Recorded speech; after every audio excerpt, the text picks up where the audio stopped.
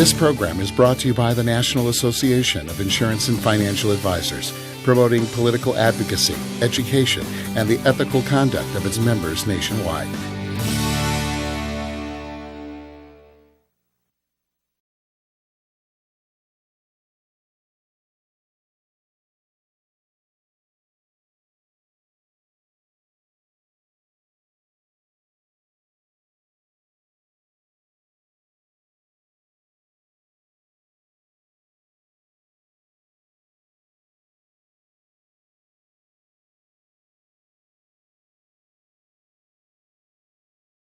Hello and welcome to this program in a box on ethics. My name is Robin Mueller. I've been a NAFA member since 1979 and speaking professionally on ethics and suitability since 1996.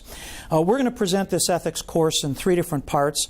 Hour one will simply be four things. We're going to answer the question, why, twice. Why do most states mandate that you spend 3 hours of your life every 2 years in an ethics course? We're then going to move it into the second why, which simply is, why does the public lean negative when they hear the word insurance? Now, I'll ask that statement and you either agree or disagree. Would you agree with me here in the audience that when most people hear the word insurance, they lean negative rather than positive? Yes or no? Yes. Absolutely. And we're going to spend a little time on why people, when they hear that word insurance, why they do lean negative. And then we're going to solicit stories from you, the participants' stories on ethics. And I'll tell you, that's a fantastic thing. And I brought one with me about what happened in a state on ethics, and we're going to speak to that as well. And finally, we conclude the first hour with the definition of what you believe good ethics to be. I believe it rests on a foundation of three things with a whole bunch of talking points, but we'll see what you bring to the table. Hour two, then, will consist of three items. We're going to move into suitability. How important is that today with compliance? So we're going to spend time on defining what suitability is, and then I have a 15-step process on suitability which will keep you safe when you're dealing with the consumer. We're then going to move into what I call the imperfect storm. I'll ask the audience now, what demographic do you think gets taken advantage of the most? Elderly. Absolutely, seniors. And we're going to talk about that. And there's really two groups, seniors and what we call vulnerable adults. And we're going to speak to that. And then I'm going to give you three examples on what we need to look for and how we should take care of them. But there is something with them called the imperfect storm when we blend the elderly with an unethical agent. And then we'll have a number of other talking points. And finally, the third hour will consist all of case studies. We've got a good half a dozen to a dozen case studies that we're going to share today. And we'll have some fun. What we're going to do is do some individual work on those case studies, some small group discussion, and then we'll bring it to large group discussion as well. Know that the success of this class certainly is to have audience interaction. What's really cool about this is when you can draw from hundreds and, depending upon how many people you have in room, thousands of years of experience, it makes this class invaluable. And it's one of the reasons why people prefer a live session of ethics rather than doing it online. Before you know it, the 3 hours will fly by, people will have fun, and they will have learned something as well. So, with that, let's get into it. We'll answer the first question, why. Why do you believe the commissioner mandates that you spend 3 hours of your life every 2 years in an ethics class?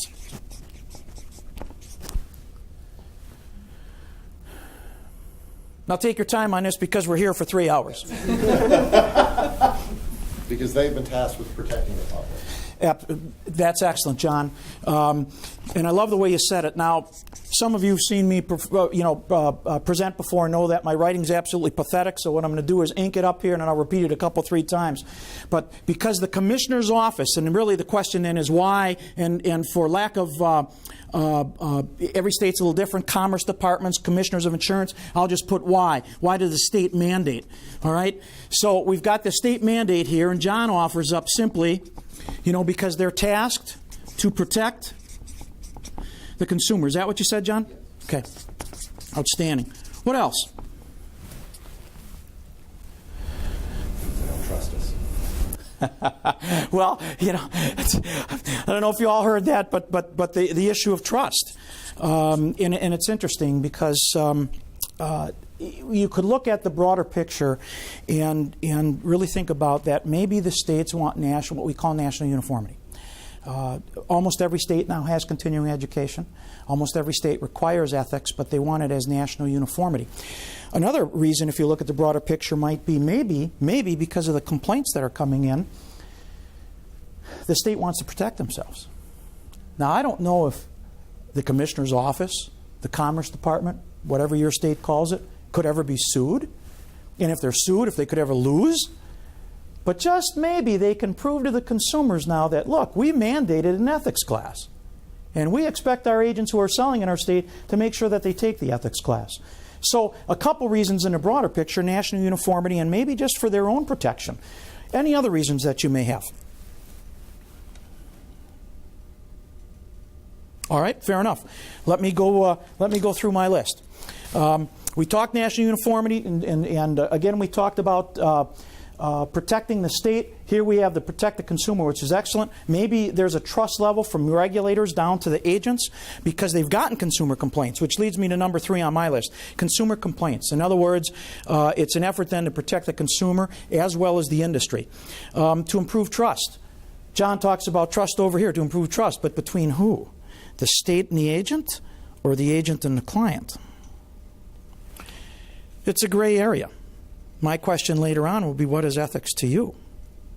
Diane, would you agree with me that what might be right for you might not be right for me? I would hope not, but maybe. Okay. Do you think, Tara, it is perhaps individualized, what you believe good ethics to be? To some degree, I think it is. It's a gray area. Mm-hmm. That's what some people say. Now, Diane, perhaps because of the way you answer that, you don't believe it is. Maybe you believe it's black and white. And I'm inclined to agree maybe that it is. But is it? And if it is black and white, who wrote the book?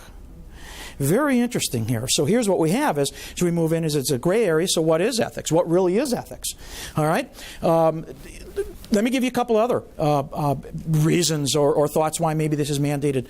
To remind us of our responsibility in the field. To make us think, to refocus, just to regroup us every 2 years for 3 hours and just make us think. And then it would be worth it. A couple other reasons that I've heard is to weed out the inactive agents, which is interesting as you begin to study continuing ed in the States. How many agents that were inactive but carrying a license chose not to renew it because of the CE requirement. And maybe still another reason is just unethical agents, just to get rid of some unethical agents, which is interesting. I'm not sure this course can make anyone that's listening more ethical. I believe you either have it or you don't. I believe you're either grounded or you're not. But if I can make you think for 3 hours, then we've accomplished something. Now, let's go to the second why question. And that is, why does the public lean negative when they hear the word insurance? And in a general context, everywhere I go in the country, that is the consensus. And I say in a general context, there's always your other pockets and your codicils and things like that. But why then does the public, when they hear the word insurance, lean negative? Anybody? They don't understand it? Yeah, absolutely. So now, again, I'm going to abbreviate everything, and then I'll repeat it a couple, 3 times. US stands for understand, but they don't understand it. Now, think about that for a second. That's partly on us, isn't it, as an agent, to make sure that they do understand it. And I remember bringing this up one time in a class, and I had someone bring up, which was awesome, because I'd never heard it before. I said, well, what about the consumers who choose to do it online? Or on a toll-free number, and they don't have the benefit of the agent, and you're just calling for a quote. And the person on the other end of the line isn't asking for all the facts, doesn't know their full situation. And now they don't truly understand it. So I believe in a face-to-face with a client, we can handle part of this by making sure they understand it before they purchase it. But perhaps if they're doing it online, if you will, or they're doing it on a toll-free number without an agent, okay, that perhaps that understanding or lack thereof really comes into play. What else? What else? Why are some other reasons why the public leans negative when they hear the word insurance? It's tied to a negative event. Yeah, absolutely. With one exception, Diane, you're spot on with that. I hope you all heard it. Tied into a negative event. Can't wait to collect on my life insurance. Imagine that. Imagine those individuals that own disability income. Can't wait. Looking forward to collecting on my long-term care insurance. Oh, my house burned down. Can't wait to get that payment, you know. So you're right, but for one exception. And that exception is cash value life insurance. You could argue annuities, which is a life insurance product. Okay? But if we're keeping it with risk management, and some are now building annuities into risk management, with an income, putting it on a settlement option with an income that you can't outlive. But exclusive of annuities, you have cash value life insurance. And if you don't die, you can use that cash value to supplement, and I'll repeat, supplement your retirement years. Never designed alone as a retirement plan, but could be used to supplement your retirement years. Fascinating then that every time a claim is paid through insurance, a negative event must happen, but for that one I just mentioned, cash value life insurance, using it to supplement retirement. That's excellent. What else? What are some other reasons why the public leans negative in a general context? Because it's being sold to them. Sold rather than bought. Sold rather than bought, and for sure, for the property and casualty agents, they will say that auto insurance is probably bought. Homeowners insurance, unless they're paying for it in cash, the bank's going to make them. So that's more of a mandate, isn't it, John? Okay? Life insurance. I've got a story to share with you, but here, let me just capture this. Sold rather than bought. Okay? I'll just put versus bought. So I remember I started in 1979, and there was a guaranteed insurability option that we used to have on these contracts. And I remember when I was trained, it just add it. Ask them, but then add it. In 3 years, you're going to be set, because all these guaranteed insurability riders are going to kick in, and they're going to be calling you, and you got it made. So 1982 comes around. I'm 3 years into the business, and I remember I sit back and I kick my feet up on the desk, and I'm just relaxing, just waiting for that phone to ring. So I'm going to ask all of you in the room here, guess how many times that phone rang? Never. It didn't, which speaks volumes to what you just said. Life insurance, for the most part, is sold. It's not bought. Other lines oftentimes can be purchased, but it is sold, and then it becomes a negative connotation to the consumer. You're trying to sell me something. That's excellent. Any others? People talk a lot about commissions sometimes. Yeah, you bet. That someone is First-year commission. Yeah, absolutely. What else? Let me just start going through my list right here. Again, just to repeat what's up here, certainly that the question then, again, general context, why does the public lean negative when they hear the word insurance? Most people, or a lot of people, don't understand it. And that's, while I believe we can control some of that, some of it we cannot, and that's unfortunate. A negative event has to happen in most cases before a claim is paid. Agreed. It's sold rather than bought, with few exceptions. And then obviously first-year commissions. Here's a couple more. The media. Media leans negative. Would you agree with that? Yes. Can't hear you. yes. Absolutely, the media leans negative. Now think about it in this term. Dog bites man. Doesn't make front page news. Man bites dog, right on the front page. All right. Cost. Cost is another reason. They're paying lots of money in premiums, and you always hear that a lot of people are insurance poor. They may not be, but that's their perception. Let me give you a couple others. Bad experience. Bad experience. And you know what? Normally when the bad experience comes, it's at claim time. Shame on us. It's a promise, isn't it? Insurance is a promise. And people pay lots of money in premiums for that promise. The last thing that they want to have happen at claim time is to be hassled. Two words right now that I hope you walk out of this room with. In every touch you have with a client is that you keep it hassle-free. Every touch, not just at claim time. But then what happens at claim time? Maybe it's not timely. Maybe their claim isn't covered. What happens when they do have a claim? Maybe they're canceled. Premiums go up. So, bad experience. It's an intangible. Diane, you sort of spoke to that here. It's tied into a negative event, but what is it? It's an intangible. It goes back to that word, that promise. People paying premiums, lots of premiums for that promise. It's a necessary evil. John talks about first-year commissions. Let me give you another one. Big home offices. All these home offices are giant. That money's not coming back to us. They got all these big home offices. Couple others. It's a ripoff. This is what I've heard around the country. Absolutely amazing. It's a ripoff. I'm going to speak to that in a minute. Insurance agents are crooks. There's turnover of agents. So we become an orphan. There's inexperienced agents. They're in and they're out of the business. Company failures. Interesting. And yet you don't hear that often, but when you do hear one, it goes back to the first one I shared with you. The media sure runs with it. I want to speak to the ripoff. I want to talk specifically to replacement. In almost every state, and obviously you want to be checking with your state laws, a replacement in and of itself is not against the law. But if you do it wrong, it is. And there's two things out there called churning and twisting. I'll start with churning first. Churning would be an agent who starts, let's say, with a company A, and they're there for 4 years. And after 4 years, they go over to Company B, and they replace all that business. And notice what I said, all, not some, all of it, over to Company B. They're with Company B for 2 years, and they think, you know what, I really thought this was the one, but it's not, so they go over to Company C. And they replace all that business that they took from A over to B, now over to Company C.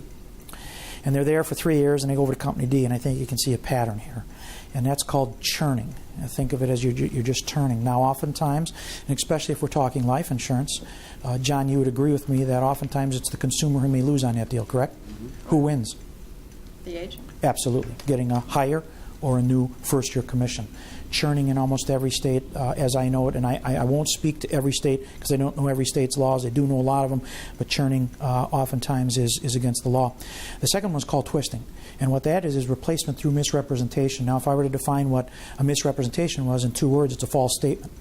So, and watch this here, twisting the truth. And that's why they give it that name. You're replacing insurance through misrepresentation. You're simply twisting the truth. And that leaves a real bad taste in the consumer's mouth, certainly against the law in most states. Churning, twisting.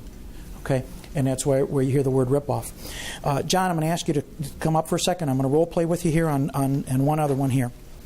And then when we're finished here, we're going to be getting into some case studies. John, I want you to face me. Okay? Why don't you point your finger at me? I mean, like pointed at me. Okay, now, may I touch your wrist? Okay, thank you.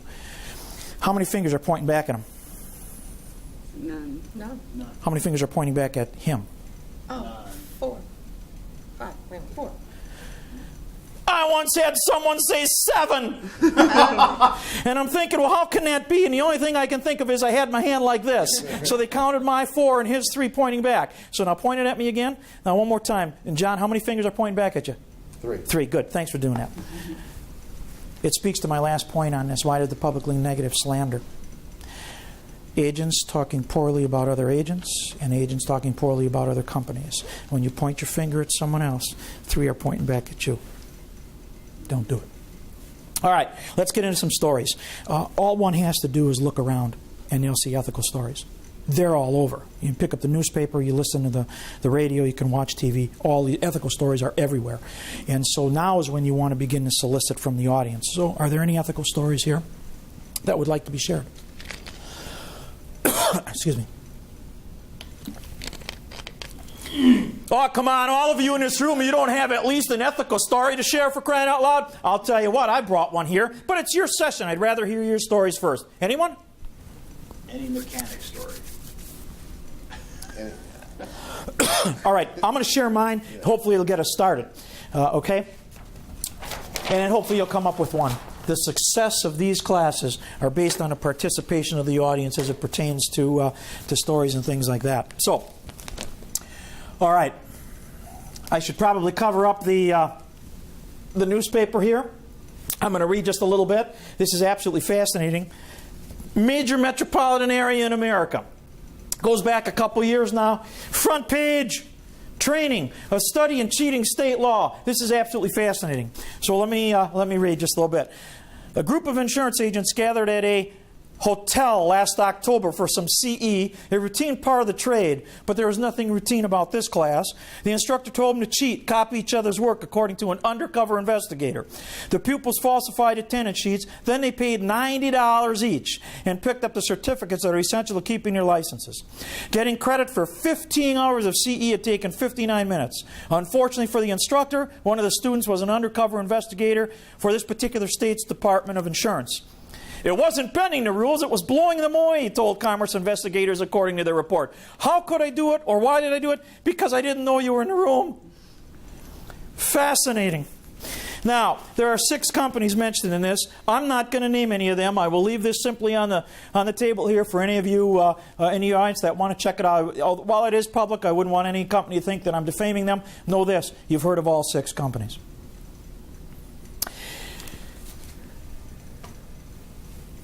You think that's right? Diane, you think that's right to stay in a room for 59 minutes and get 15 hours of CE? Of course not. Of course not. Tara? Absolutely not. John? Andy? No. Hundreds and hundreds of agents have been doing this. I was told this particular day there were 300 agents in a room. Fascinating. Now I'm going to I won't belabor the whole story with you, but I will give you the end of it. What's happened, and then I'm going to ask for your feedback on what should happen to a certain group that was in the room. First of all, the company was a provider. So let me try and put that in perspective. When you do CE, you normally have a provider. As I understand this session, NAFA is putting the program in a box together, but as you take this out to your states and to your locals, you're going to be either using your state or your local or another source as the provider. There's a particular company here, one of the 6 that was a provider. They can still do business in a state as an insurance company. They can no longer be a provider. They're done. The instructor lost his insurance license, paid $90,000 in fines, and they almost put him in prison. They stopped short of doing that. And the agents, what the particular state said is, look, what's done is done in these past bienniums. But in his current biennium, we're going to go after the agents. And the agents that were in that current biennium said, now wait a second. If you don't go after everyone, then we're going to file a class action lawsuit. And this particular state immediately dropped what they were going to do with the agents. So my question then to those of you in the audience here is, what do you think should happen to those agents? And let me be clear. The going rate for live CE is about $10 per credit hour. Now, when you commit to some of these providers that you're going to do all 24 with them, they give you a little discount. But generally speaking, it's about $10 per credit hour. So a 15-hour day, and I've trained 14 hours before in a day to 2 different audiences, 7 hours, and then driving in 7 hours. That's a brutal day. Think about a 15-hour CE day once. That would be, say, starting at 7 a.m. and going to 10 o'clock at night with no lunch, no dinner breaks. You'd have working lunches, working dinners, and you take your 5 or 10-minute breaks in every hour. So it's a long day. But what basically was said here is they sign their name in, let's say it's 7 a.m. And I don't know that it was 7 a.m., but let's assume it was. 7 a.m., they sign their name in. 59 minutes later, they're walking out the door, and they sign their name saying they were there for all 15 hours. And by the way, they paid $90. Now, for live CE, that would be a deal. In a general context, that would be a deal. If it's $10 per credit hour and they're getting 15 hours, which would be $150, they're paying $90. Okay? So they're thinking, okay, we're getting a good deal. We're only here an hour. We're getting filed for 15. Okay? So what do you think should happen to the agents? Anyone? I don't want to say anything too serious. Speak freely. And then I will share with you the things I've heard as I've traveled around the country. Because in this particular state, I do CE. And at some point as a presenter, I might be asked by the state, Rob, what would you do? Now, every agent that's listening to this knows, guilty by association. What did we just talk about prior? Why does the public lean negative? Let's go back to this newspaper just for a second. This is front page. I'm just covering up what state it came from. Yeah. Okay? This is front page stuff. You want to know why the public leans negative? In fact, my buddy got this hundreds of miles away, got this, and then emailed it to me and said, looks like your business is going to pick up in this state. This is fascinating. So I'm just curious, and speak freely. What do you believe? The question is then, what do you, if you were on a task force for the state and they said, well, you're consumers, what do you think should happen to the agents? What would you say? Well, actually, what I'm thinking is like baseball players in recent years, where the union finally came around to supporting testing for performance-enhancing drugs. They actually got tired of playing against those guys and stiffened it up with suspensions. Okay, so are you suggesting a suspension of a license? Sure. Okay.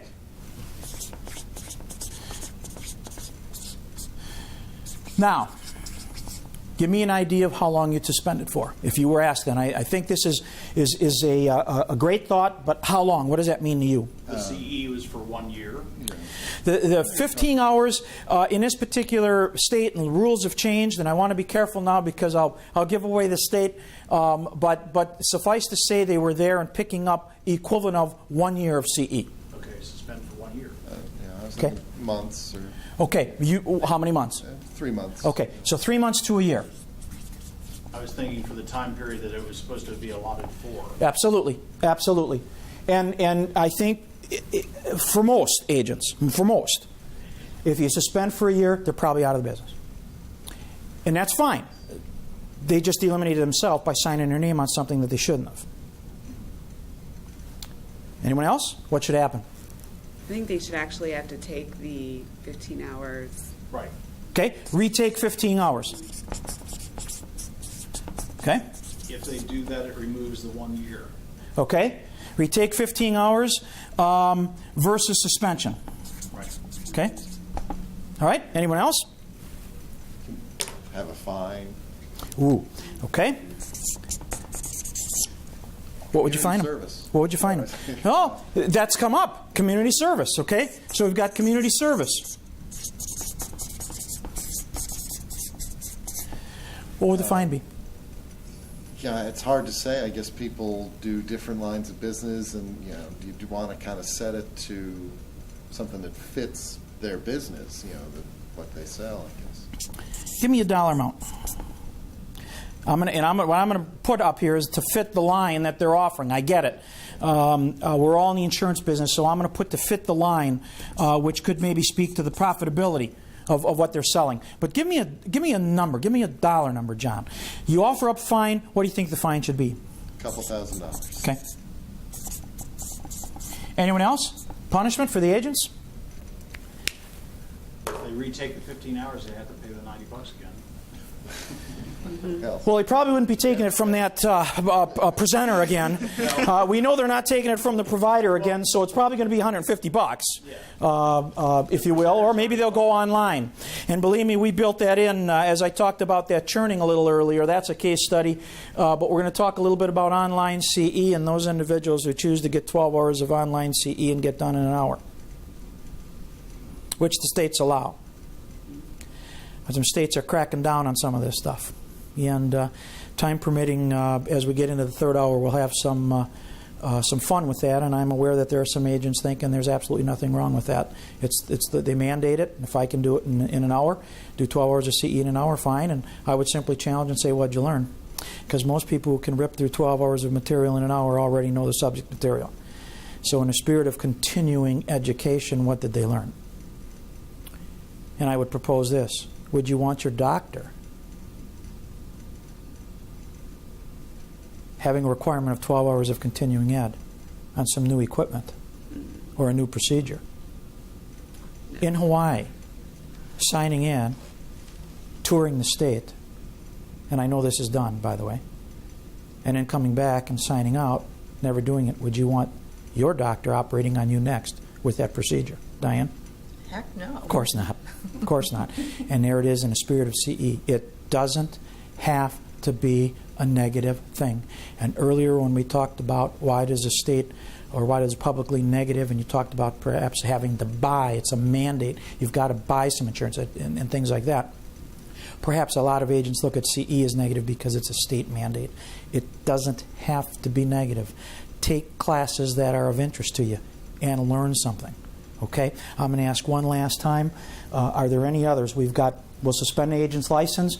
The thought is anywhere between 3 months and a year. Retake the 15 hours.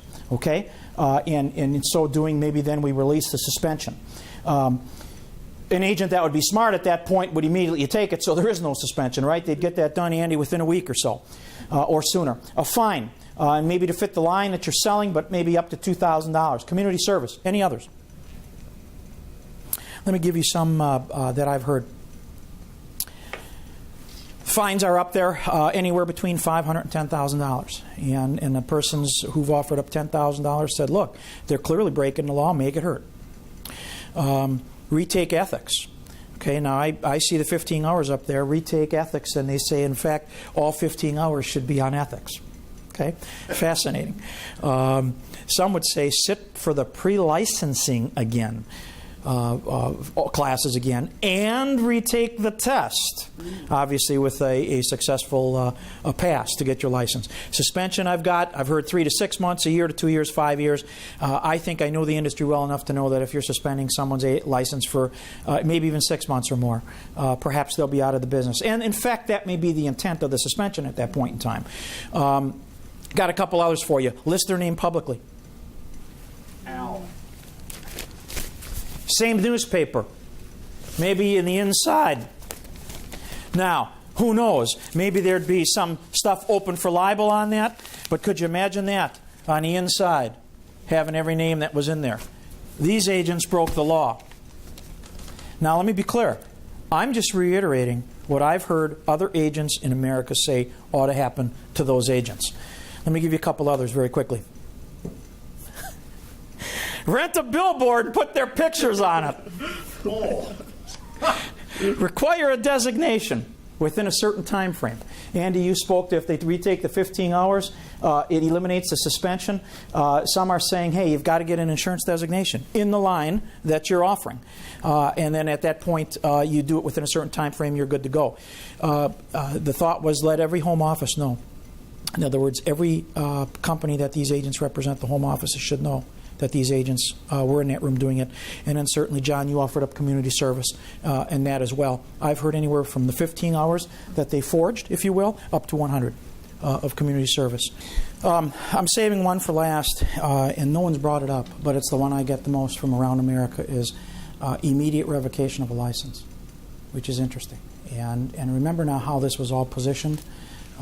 They signed in saying they were there, and they were. But they put their name on something signing out, saying they were there for 15 hours and they weren't. I don't know what you call that, but that's fraud. And I come from the school, and no one's asked my opinion, so I'm not going to share it.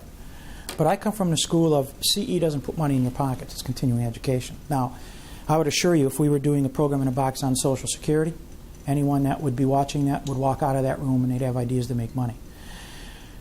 Ethics, I don't believe, makes anybody money. But if we can regroup you for that 3 hours and make you think, then we've accomplished our goal. And therefore, think of it in these terms and follow the logic on this. If someone's willing to put their name on a line, saying they were there but they weren't, for something that doesn't make them money, what are they willing to do when it does make them money, i.e. on an application? Thanks for sharing with the stories. Now we're going to talk a little bit about ethics. All right?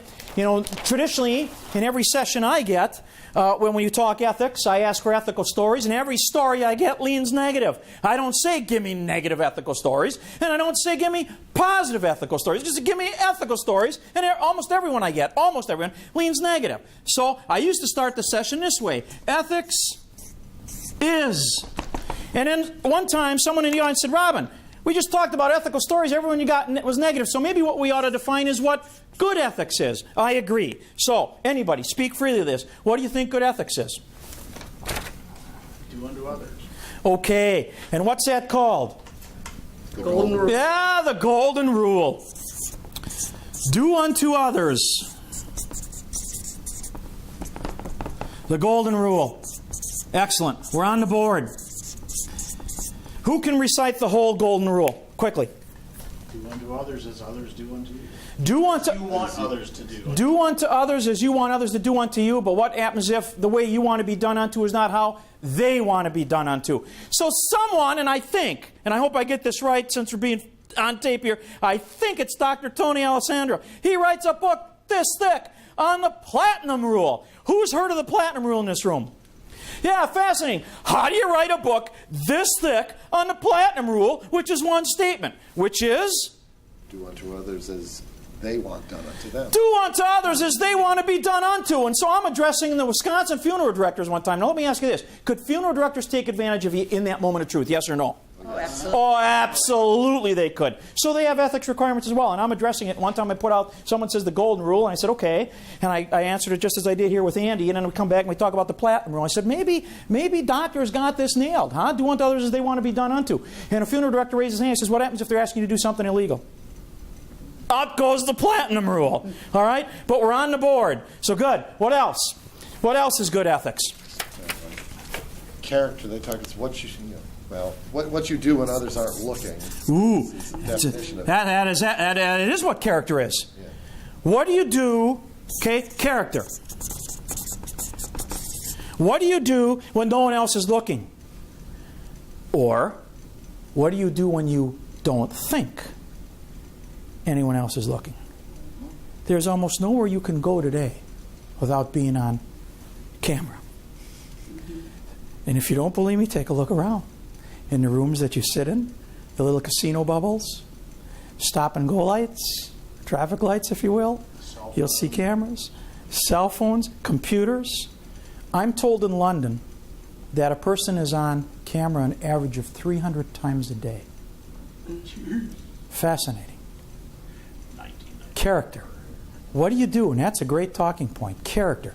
What do you do when you don't think no one else is looking? When no one's looking, or when you don't think no one else is looking? Interesting. Very good. What else? Knowing right from wrong. Oh, excellent. Excellent. The difference between right versus wrong. Now, I was just looking over to the side. Was that you, Diane, or was that you, Tara? Tara, excellent. How do you define right? And if you say opposite of left, you're out of here. Okay? How do you define, in your mind, when you said that, what were you thinking when you said that?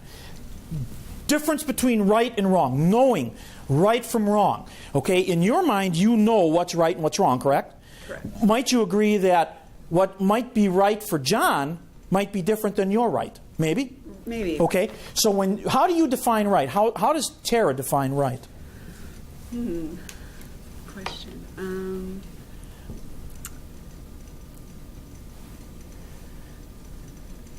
You know it when I see it. Yeah, I guess. Right. This is sort of an intangible. You just know.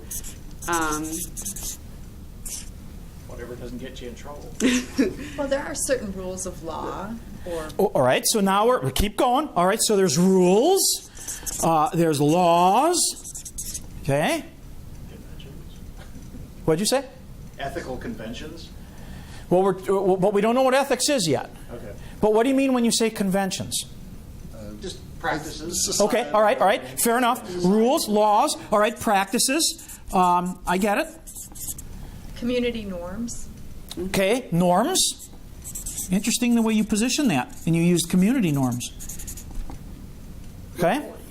Certain ones could be applied to one group of people that wouldn't apply to another That's correct. because of religious background or ethical background. Correct, Or which- ethnicity background. Which now speaks what? To the more subjective elements of That maybe it's not black and white. right. That it's why we're here in the room, because it is gray. I don't know the answer to that question. It's the one I can't answer. If it's black and white, should it be? If it is black and white, who wrote the book? Okay? And believe me, that could take us for hours trying to define that. What I will not do is get into all of philosophy today on ethics. Okay? But yeah, community norms based on a lot of stuff. Okay? Based on religion, based on race, ethnicity, etc. You bet. Good. Now, I'm going to stop right here. And Tara, I still want you thinking about this, okay? And then I'm going to ask the rest of the group if we're on board with something. I think we are. I believe good ethics rests on a foundation of three things. I believe we have a whole bunch of talking points, of which character is one of them, okay?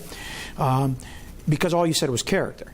You could be a character, or you could have great character, right?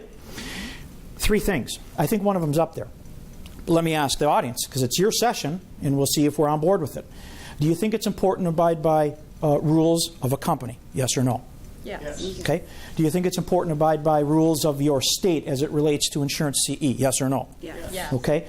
Do you think in a general context it's important to abide by the laws of society? Yes or no? Yes. Okay. So I think we're on board then with at least one of those three as a foundation.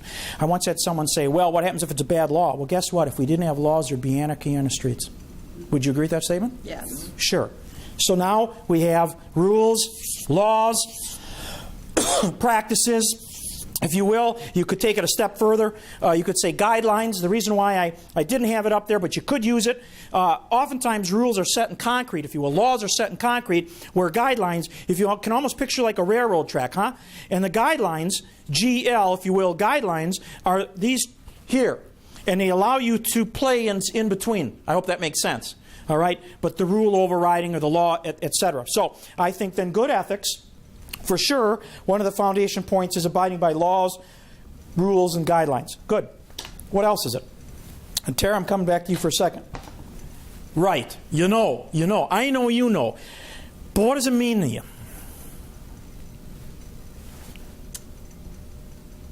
I guess sort of like a moral judgment. Okay. That's it. Now we're on board. Moral judgment. And ladies and gentlemen, If you believe morals has anything to do with good ethics, we now walk out of here with our own individual definition of it. I used to try and get every audience, everyone in the audience on the same page. And if we had 30 people in a room, we'd have 29 ready to go. I mean, they're all on board. There's one back there and ready to take a break. And just as we're ready to take a break, that hand goes up. Well, you know, and I learned a long time ago that it's near impossible to get everybody on the same set of what you believe good ethics to be if you believe morals are a part of ethics or good ethics, because everyone has a different set of morals. You'd agree with that, Diane, wouldn't you? Yes. We get that from where? Our upbringing, don't we? Mm-hmm. And everyone's had a different upbringing. I look in this room, and I would say in a general context, we all had a similar upbringing. Specifically, it was different. So, morals, great talking point. And I understand now your definition, okay? You believe right. I know it based on my morals, okay? And I get it. All right, good. What else? What else is good ethics? I'm going to flip the page here in a second, but what else is it? Remember now, it rests on a foundation of three things. We've got one of them up there with a whole bunch of talking points. Let me offer one up. Character. John, have you ever heard the word integrity? You think that's important? Yes. What does it mean to you?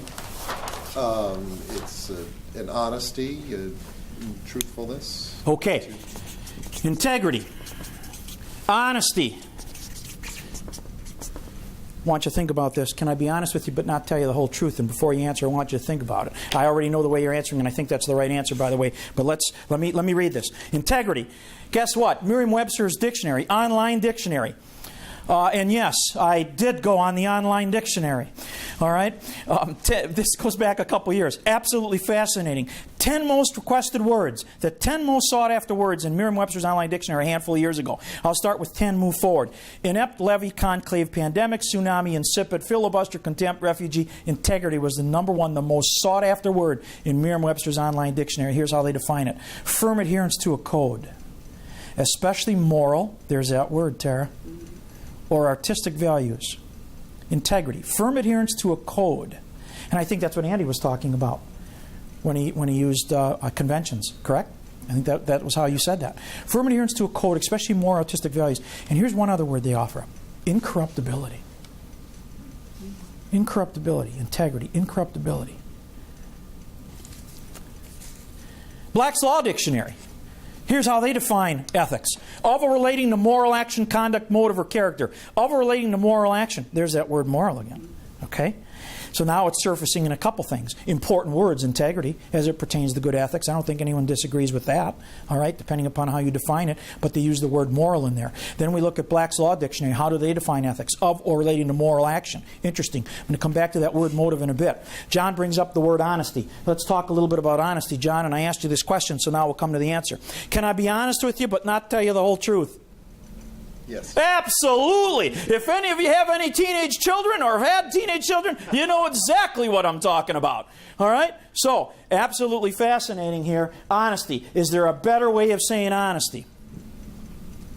Truthfulness. And by the way, for those of you that are facilitating, make sure right now you share personal stories about that honesty when you were a teenager.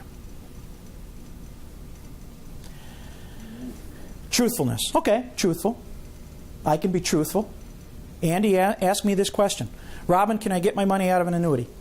Robin, can I get my money out of an annuity? Yes. Truthful answer. It's an honest answer. Detail it. Didn't give everything you'd want to know, did I, Andy? Not the full story. Yes. So what's that called? What's a better way of saying honesty? What's a better way of saying truthfulness? You all know it. And you had half the word. You had one of the two words. Didn't give the full story. So Full disclosure. perfect. Full disclosure. Let's talk about full disclosure here. You see the difference? Let me ask that again. Do you see the difference? Yes. There is a difference between honesty and full disclosure. Let me define it for you. Okay? Giving your client everything they need to know and make an informed decision. I'll repeat that. Giving your client everything they need to know to make an informed decision. You know what attorneys like to use? Robin, did you give your client everything material to them making an informed decision? Or did you omit some material facts? They love that word material. So your definition of full disclosure simply is giving your client everything they need to know to make an informed decision. Back to you, Andy. Ask me that question again. Robin, can I get my money out of my annuity?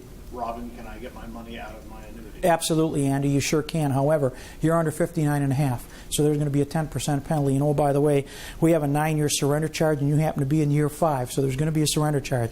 And I think you all see where I'm going with this. Big difference between being honest and fully disclosing, giving your client everything they need to know to make an informed decision.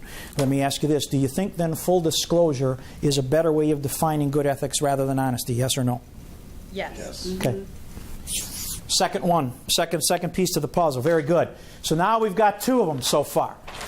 Good ethics is abiding by laws, if you will, rules, guidelines, okay? And full disclosure, and we've defined that for you. All right, what else is it? Taking into consideration someone else. Oh, very good. And by the way, let me just offer this up, and John, let me capture that. Okay, you're considering someone else. Okay. For those of you doing securities in the room, listening. Okay, prospectus. Have a lot of fun with this one. I haven't had a securities representative in America read, in the interest of full disclosure to their client, the prospectus. Not one has ever said, I've read it for my client. So where does full disclosure end with the prospectus? You simply hand it to them, because most aren't reading it. Okay? Most aren't. There may be an exception listening. So, if they're not reading it, okay, let me ask you this. Everyone listening knows that in a prospectus there are some pages that are more important than the other. So I'll ask them, well, do you take a yellow marker out? Let's pretend this one were yellow. And do you make some highlights? And I'll just put the word yellow. You'll know what I'm talking about. Do you highlight? And they'll say, well, absolutely not. Why? Against the law. Okay? Bad idea. That was a bad example. So forget the yellow marker. How about a pen on that page 13 of that prospectus? We know they're going to forget some things after you leave. That's the important stuff. So maybe you just take your pen and put a couple little asterisks by a couple paragraphs. So when you leave, they know what's important. Do you do that? Of course not. Any particular reason? You bet. It's against the law. So they can't mark it up with the pen. Now, some of you are old enough to know in this room, probably not you, Tara, to know what a dog ear is. Okay? Do you know what a dog ear is? When you fold the... Good for you. Okay, good. So, all right, yeah, maybe we ought to dog ear that page. Okay? That's an important one. I'm going to leave pretty soon, and that's the one you can't do that. That's how sterile, ladies and gentlemen, of a document the prospectus is. So this is interesting. So where does full disclosure start and where does it end with the prospectus? And most agents will say either my company sends it to them or I hand it to them. Now, if you hand it to them, hopefully you get proof that you've handed it to them. If the company sends it to you, how do you know they ever got it? Prove it. Prove it here. Company sends. Did they ever receive it? When things go well, everyone's happy. When things don't go so well, they want to find someone to blame. How do you know they really got that prospectus as it relates to full disclosure? And then John talks a little bit about considering someone else. So let's talk about that a little bit. Who should we have the best interest of? Client? Everyone agrees with that, huh? On board. Client first. All right. Let me be clear. In almost every state that's listening to this, you got to check with your state law because it could be a little different. The state I'm from, if you say you're an agent, you represent the company first, not your client. Interesting. Now I want to be clear, you've heard it, I'm going to repeat what I said. A broker represents the applicant. And when I say broker, I'm not talking stockbroker, I'm talking about someone who can write with a lot more than one company. An agent represents the company first, by law, in the state where I'm from, which is Wisconsin. And I am aware of other states that have that same law. You want to check with your law. So now, watch how this works. So now, while I get it, most people say, look, What is good ethics? It's considering the other person client first. I don't think there's any disagreement. But if you are an agent, by law, at least in some states, you represent the company first. Interesting how this is playing out. So now we're going to role play. And John, I'm going to work with you a little bit. And let's just pretend you're an agent. And I've asked you to put together 2 plans for me. We'll keep it simple. We'll make it an annuity. And I've asked you to put together 2 plans with 2 different companies. So company 1, company 2. And so what you've done is put the proposals together for me, and you presented them to me, and they look pretty much identical. But each company has the identical claims paying ability. There are about 4, 5, 6, 7 different claims rating services out there. They're identical. In the end, to me, when I'm going to begin taking this money on an income, a lifetime income that I cannot outlive, we'd be splitting hairs to say there's really a big difference. Okay? So they're pretty similar to me. Company 1 pays you more than Company 2. Which one do you sell me? If they're truly the same, in every way, Company 2.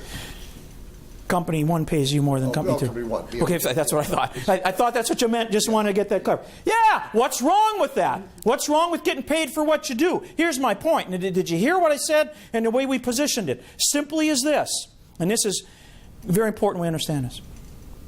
Claims paying ability is identical. And you have multiple companies, there are many companies out there, right, that where claims paying ability is identical. And in the end, the difference to me would be negligible. I asked him to put together 2 plans, and he did. One of those companies just happens to pay him more. Why would he sell me the one that pays less? So he sells me the one that pays more. Now, I'll speak to that in just a minute. So some would say agent. Notice I won't say first. Client first. If you define yourself as an agent, you represent the company first by most laws in the States. Agent. Some would then argue that all parties need to be considered. Does that make sense? Yes. Mm-hmm. Yes. Okay. Now, I think we have it now. I think we've got our 3, okay? I don't think anyone disagrees client first, but all parties need to be considered. Now, I want to come back to this here because this is very profound. As I understand laws around our states yet, you still do not have to disclose commissions. However, I have seen this, and I don't talk about this a lot, but when we get into suitability, I will. There are things there that I've learned as being an expert witness on ethics in some cases that I think can really help protect you in arbitration if it gets to the court, protect you there. But it's absolutely fascinating here is we don't have to disclose commissions. But remember what we talk about. When things go well, everybody's happy. When things don't go so well, they want to find someone to blame. So, John, we're just going to role play here a little bit now. And I'm going to be the attorney, and I'm going to be the plaintiff attorney. Okay? Here we go. John, as I understand, remember now, you're the agent. John, as I understand, my client, Robin, asked you to put together 2 proposals for him. Did you do that? Yes. And my understanding from my client is in the end, they both had identical claims paying ability. Is that correct? Yes. And in the end, on a life-only settlement option, he seemed to be pretty much the same to him. Is that also correct? Yes. Okay. Between Company 1 and Company 2, we understand that Company 1 paid more commission to you. Is that correct? Yes. Did you sell him Company 1? Yes. Can't hear you. Yes. Would you repeat that one more time? Yes. Thank you. If it's a jury trial, and you already know that the general population leans negative when they hear the word insurance, you can sort of see where that one's heading. Here's the protection. Disclose your commission. I know you don't have to do it. I'm aware in most states you probably still don't have to do it. It may happen someday. But imagine if John said to me in your original purchase, Robin, I'm coming back to you, and some agents will defer it. They won't make the decision. I have had agents in the country in this role play say, I won't sell you. And I said, then I'm going to walk next door and buy it. That's fine. They wouldn't sell it. I don't think that's the right solution either. I think the perfect solution is to say, John, if we go back to role playing and say, look, they're pretty much identical. Okay, but I want you to know that Company 1 pays me more than Company 2. And if the client trusts you, they don't care. They like you, they don't care. But now you've disclosed it. Now the management of Company 1 makes some bad decisions, and I lose money, and I come back to you to sue you, and in a court of law, that attorney would already have known that I disclosed it. You see what I'm saying? Now you're protected. Does that make sense? Okay, very, very important there. But what does that say then? What does it go back to? Full disclosure. You don't have to do it. But in that situation, Barring anything unforeseen down the road, it might help you, where you actually disclose your first year commission, and now you're safe on that. So now we look at this, and I'm going to have some more talking points that I'm going to share with you here. But as we end this foundation of three things, good ethics is abiding by the rules and the laws, practices, guidelines, etc. Full disclosure, we spent a lot of time on that, and client first, but certainly considering all parties. Any other things that you want to add to this? All right, I've got a couple more that I want to share with you, and I'll do it very, very quickly. A couple more talking points. We are going to speak to suitability in the next hour, but there are a couple, and one would be something I just want to bring up is intent. What is a person's intent? Remember Black's Law Dictionary's definition? All relating to moral action, conduct, motive, or character. That word motive, I use the word intent, same thing. Let me share a story out of Wisconsin, but because he won Dancing with the Stars, everybody knows who I'm talking about now. Donald Driver. Starting NFL wide receiver. Certainly probably out here, you don't hear as much about his childhood as we did in Wisconsin. He was a bad kid and admits it now, and is probably trying to make up, doing a lot for charities and things like that. But as he was growing up, he actually lived in a U-Haul trailer. That was his house. Imagine that. Imagine the peer pressure he had from kids. Where do you live? I'm over there. There's no home over there. I live there. I live in that trailer. Imagine the hunger he felt. I look around this room, and there isn't one of us in this room that ever felt those hunger pains. So he goes into a grocery store, and I'm just going to share one example. Looks around, grabs a loaf of bread, and hits the door. You're the owner. You make chase. Now we're talking the genes of a future starting NFL wide receiver. Probably not going to catch him. And if you did, if you know the Donald Driver ramp thing, he'd probably drag you about 15 feet. And by that time, you let go because it's just not worth the loaf of bread anymore. Okay?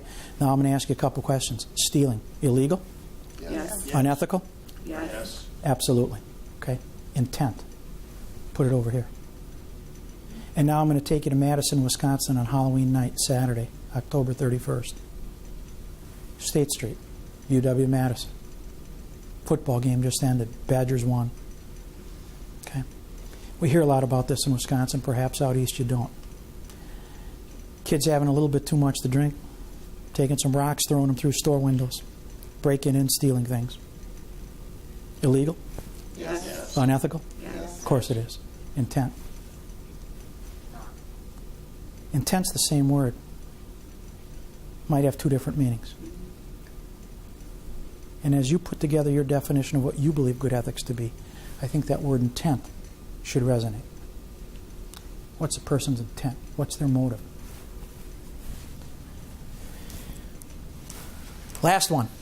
Innocent error. An innocent error. Diane, if you were to make an innocent error, what would you do? Try to rectify it. Okay, and how would you do that? Well, it would depend on what it was, but, I mean, just make it right. Okay. You wouldn't try and cover it up? No.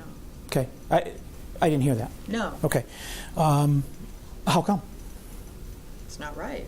It's not right. Okay. Would you cover it up there? You made an innocent error? It was innocent. It wasn't an intentional error. Okay. So it was innocent. Simple mistake. You wouldn't try and cover it up? No. How about you, John? No. Okay. Andy? No. Nor would I. As I travel the country, I haven't had anyone say, yeah, I'd cover it up. So why do so many people cover up their errors? And you know what? It's never the innocent error that gets one in trouble, is it? Cover up. It's the cover-up. So, in conclusion, good ethics with a whole bunch of talking points. Think you're on solid footing with the three rules, laws, abiding by those. Full disclosure, keeping your client first, perhaps considering all parties.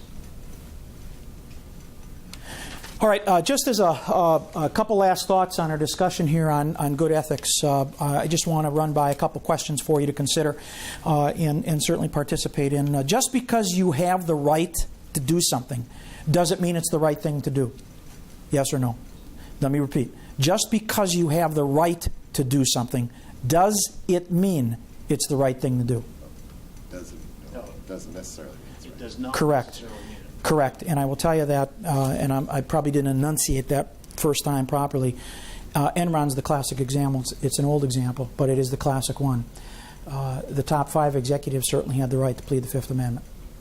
Every employee and shareholder probably didn't think it was the right thing to do. Does ethics change from generation to generation? Yes or no? Probably does. I would hope not the fundamental tenets. Good, Diane. Good. You thought through that before you answered it. Generally speaking, when I ask that question, does ethics change from generation to generation without any thought? Most people will say absolutely. And I'll say, does it? Or is it, does ethics change?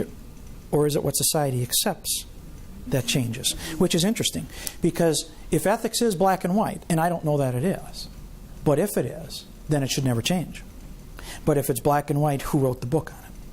Do laws change? Yes. And if laws are a foundation of good ethics, then maybe ethics does move, which is interesting, because now you're taking one of the pillars, one of the foundations, and laws do change, don't they? Now you're taking that and it changes, but generally speaking, it's what society accepts. So we're going to role play here real quick. Now, Terry, you can catch this on TV land, because I clearly know you're not old enough to know what the little sitcom I'm talking about. But the rest of us, yeah, you bet. So we're going to go back to the 60s, a black and white sitcom. We're going to fast forward to a reality show in the 90s. Admittedly, I'm comparing an apple to an orange, and I understand that, but that's okay. You'll get it. So we're going to go back to the Dick Van Dyke Show. Okay? Dick Van Dyke Show. Here we go. Just answer my questions. Bedroom scene. So we're in the bedroom. How many beds? 2. 2 beds. Absolutely. What's in between the beds? A table. Yeah, it's a nightstand. What are they wearing? Pajamas. Triple flannel. Yeah. You rarely see them embrace. And as they begin to embrace, what does the network break to? Commercial. You got it. Now we're going to fast forward to the 90s. Reality show. Never watched it. Didn't need to. Heard enough about it. The Osbournes. Okay? And if you know what I'm talking about, the rocker Ozzy Osbourne, let me tell you, those kids, they're pretty messed up there. Okay? So imagine that concept of that reality show taken to the major networks in the 60s. They'd have been thrown out. And it just brings my point. Is it, in fact, ethics that really changes? Or is it what society accepts? Let me give you one last one. Is it right when it's convenient to be right? Is it right when it's convenient to be right? And I want you to think about that. I'm going to give you an example. I'm from Milwaukee, Wisconsin, so now I want you to think about that.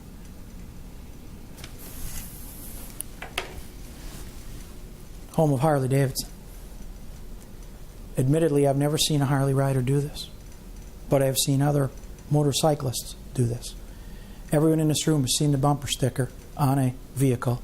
Motorcyclists have equal rights. I'm sure you've seen it. Would anyone disagree with that, by the way?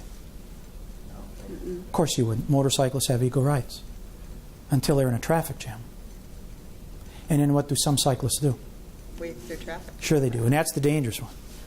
Some, and I'm aware in some states that are listening to this that it's legal to do, but some will hop a shoulder. Okay? Some will go in between. It's the weaving that's extremely dangerous. So let me make sure I got this right. And I'm only giving you one example. Okay? Is it right when it's convenient to be right? Okay? So the motorcyclists want equal rights all the time until they're in a traffic jam, and instead of abiding by all the rules that everyone else has to, they choose to be convenient about it and hop a shoulder or weave in between. So just a couple extra points to think about as you present your definition of ethics. That's it. All right, so this concludes hour one on answering those 2 questions. Why? Why your state mandates that you spend 3 hours of your life every 2 years in an ethics class. Why the public in a general context leans negative when they hear the word insurance. Certainly the solicitation of ethical stories and our definition of good ethics. Hour 2 then, we'll move into defining what suitability is and giving you the 15 steps of it, as well as getting into what I call the imperfect storm and some other talking points. Thank you for participating in this program. For more information regarding products, programs, services, and other NAIFA member benefits, visit www.naifa.org.